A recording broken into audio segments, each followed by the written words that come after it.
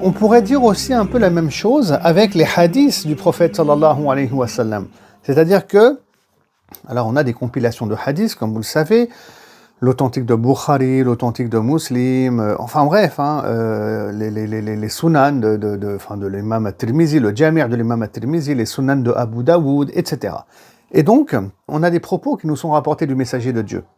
Et ils peuvent être mal compris. Je vais vous citer ici un hadith qui est authentique, qui est rapporté par le prophète sallallahu alayhi wa sallam, où il aurait dit « Je ne suis pas responsable de ceux qui vivent auprès des kuffars, des négateurs. » Je répète, je ne suis pas responsable de ceux qui vivent auprès des kuffars, des négateurs.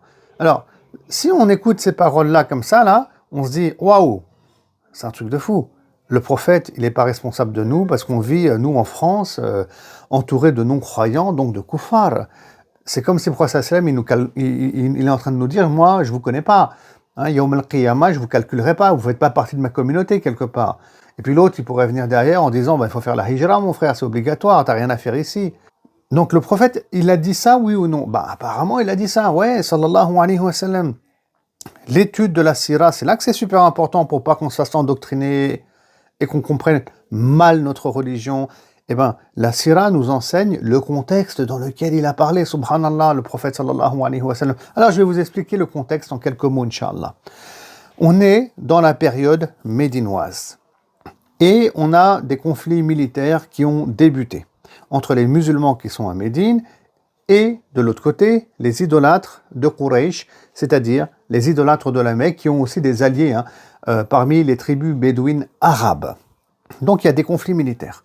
Le prophète Mohammed, sallallahu alayhi wa sallam, donc il demandait aux musulmans de quitter leur tribu, de quitter les lieux où ils habitaient, car ils étaient en danger de mort. Il y avait beaucoup d'hostilité, et donc de le rejoindre à Médine, car lui, il assurait leur sécurité, le prophète sallallahu alayhi wa sallam.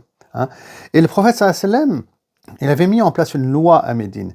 C'est que s'il y a une personne qui est tuée et qu'on ne sait pas finalement qui l'a tuée, eh ben c'est l'État musulman qui était censé garantir sa sécurité, donc à celui qui est mort, qui allait payer une compensation financière, donc ce qu'on appelle le prix du sang, à la famille de la victime. Vous voyez, parce que le prophète sallam, les musulmans, ils n'ont pas su arrêter l'assassin.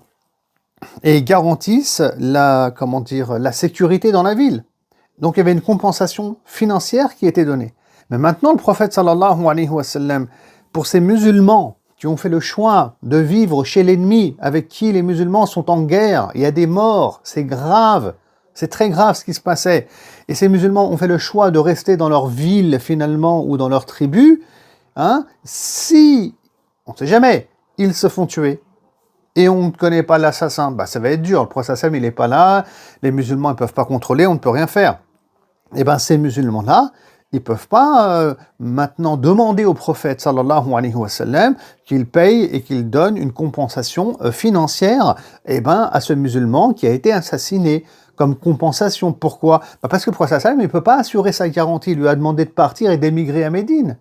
Et c'est pour ça que le messager de Dieu, dans ce contexte-là, il a dit « Moi, je ne suis pas responsable de ceux qui vivent chez les kuffars, ou parmi les kuffars, parmi les négateurs. » Ah, vous avez vu, là, ça n'a rien à voir avec le fait que nous, on est en France, on vit avec des gens qui ne sont pas musulmans, ça n'a rien à voir avec la shafa'a, la grande intercession dans l'au-delà, genre le prophète, il ne va pas intercéder en notre faveur, il ne nous aime pas. Ça n'a absolument rien à voir. Le contexte, il est complètement différent.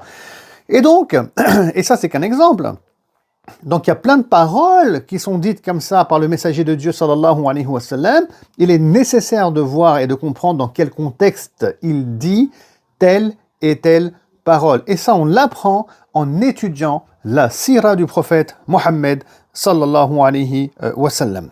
Salam alaikum. Alors tu souhaites écouter le reste du cours et accéder à plus de 70 heures de cours sur la vie du prophète sallallahu alayhi wa sallam. Alors pour ça, il te suffit juste de t'abonner à ma chaîne YouTube et de souscrire à ce cours pour seulement 7,99 € par mois. Et on peut arrêter absolument quand on veut notre abonnement. Les cours sont déjà en ligne, il n'y a pas de cours en live. Alors pourquoi étudier auprès de moi la vie du prophète sallallahu alayhi wa sallam? Parce que c'est 20 ans d'enseignement, d'expertise d'analyse et de recherche que je partage avec vous, avec plus de 100 cartes, photos et infographies, et on va tirer tout plein d'enseignements spirituels et contemporains, étudier même les versets du Coran en lien avec la vie du prophète sallallahu alayhi wa sallam, et tout ça pour développer notre amour envers Allah subhanahu wa ta'ala, tout ça pour développer notre amour envers le messager de Dieu sallallahu alayhi wa sallam. Ça nous permettra de vivre notre foi, notre spiritualité, et ça, c'est un objectif que je me suis fixé.